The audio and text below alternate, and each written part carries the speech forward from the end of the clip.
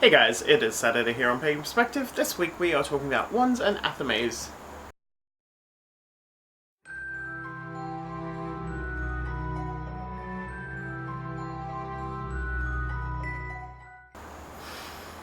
So this week I will post the question in the little bottom section below. We're just talking about usage of wands and Athames.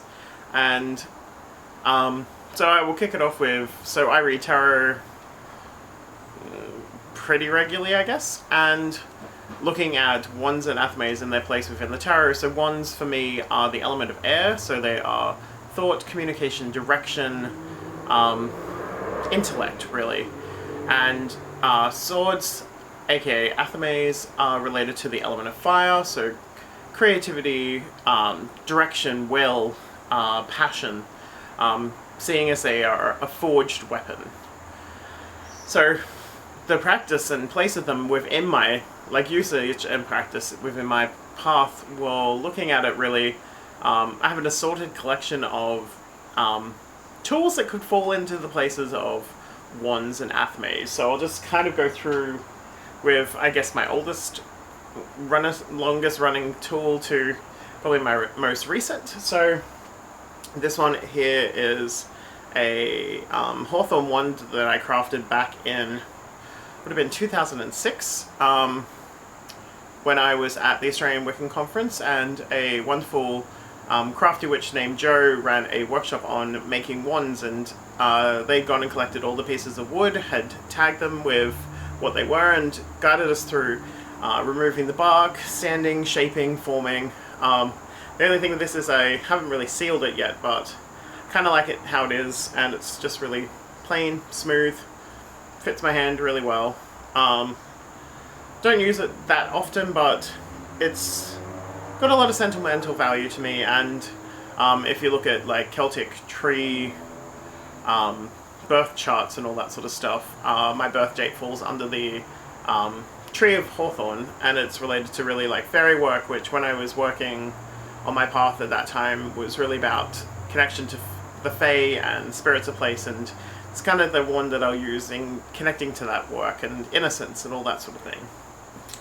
So going into the next one that I would have would be this blade here, which is probably my longest running Athame that I've really used. It's quite sharp at the tip and everything, and I have drawn blood with it, so it's very bonded to me, and very just like ornate ceremonial style blade that I'll use in like protective work and defensive shielding, and just really kind of packs a wallop in that way. So there's that one.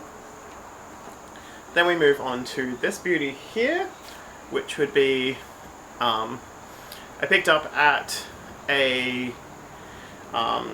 pagan summer gathering from a gentleman there named David that was selling all different beautiful weapons. He made the actual scabbard for this blade, and it usually clips on, like, will sit on the belt whenever I'm doing ritual work, and that's kind of been really involved in most of my like wildwood and threads of wildwood practice, and has really become my representative blade within that practice and path. And yeah, can be a bit power thirsty, I guess, in a way. It has its own personality, and I just adore it. It's just a beautiful blade to work with, and developed a wonderful relationship with it.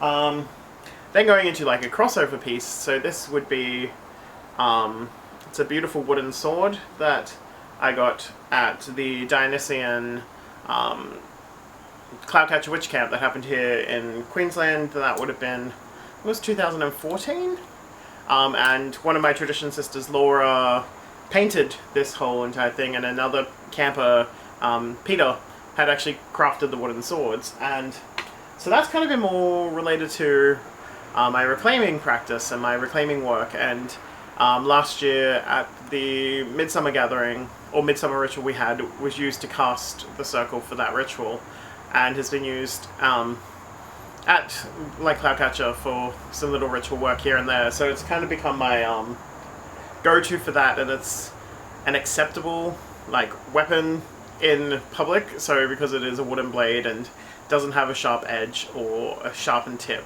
It seemed or deemed more acceptable as a weapon to carry around, and still has that beautiful marriage between sword and wand in that essence. This is one of a few that I own, but this is the one that was closest to me at the time, is a fan.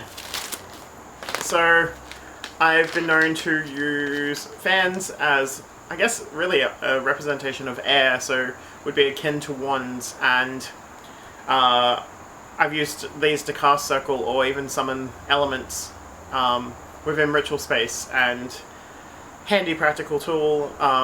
Use them to help summon the winds and raise the winds, and sometimes even calm the winds and capture them. And yeah, kind of another similar kind of like crossover tool that I use within my practice. So that would basically be the collection that I have. There is other ones floating around the place. I have a staff that sits above so I'm currently sitting just in a doorway, and there's a staff above this doorway that I was given at my Wildwood dedication by Laura, who I mentioned painted the sword, had crafted that. And there's a few other staves, and there's another one that I have sitting in my window that is dedicated to the Weaver, who is one of the sacred four deities within the Wildwood tradition. I have another blade floating around somewhere as well. I think it might be packed away in a box that I don't quite often use. And then there's other things that I have floating around, like more multi-tools and crafting items that have also kind of developed magical purposes within my practice. There's also I'm not sure exactly where it is right now, but I have a wooden length, a chopstick that was used in the hand tattooed workpiece that I was done. So that's another magical item that is wand-esque, I guess. But yeah, really looking at all of this, I suppose it comes down to, like, if you want to be using wands or Athames. I don't know if this was meant to be a wand versus Athame discussion sort of thing. It's just really down to the witch. Quite often the most powerful tools I'll use are like my finger or myself or something like that. I'm just a massive tool. But I'll use that to cast, like, my hands, and that to cast circles and to create sigils in the air and trace designs and all that sort of stuff for magical purposes and intent. So tools such as Athames and wands are fantastic, both when you're starting your practice or developing and honing your skills along the journey with your practice. They are helpful for that. And it also, like, in public spaces, that visual representation, so whether it be like my wooden sword that I'll use for large rituals, or it's a wand or something, but with blades be careful of public laws, especially in public places. But yeah, having that physical representation really can help the group mind focus and hone in on that when you're, like, casting a circle or drawing and invoking pentagram or something like that. It gives the group mind as well a focus on that tool. But I think that is mostly it for this week. Which is your preferred favorite tool that you use, whether it be like a Athame or a wand, or something strange like a fan or a wooden sword like I have, or anything like that really, or do you just use your hand or your fingers or that sort of thing? Yeah, let's chat about that in the comment section below, and I look forward to seeing you all next week. Much love and blessings. Mwah.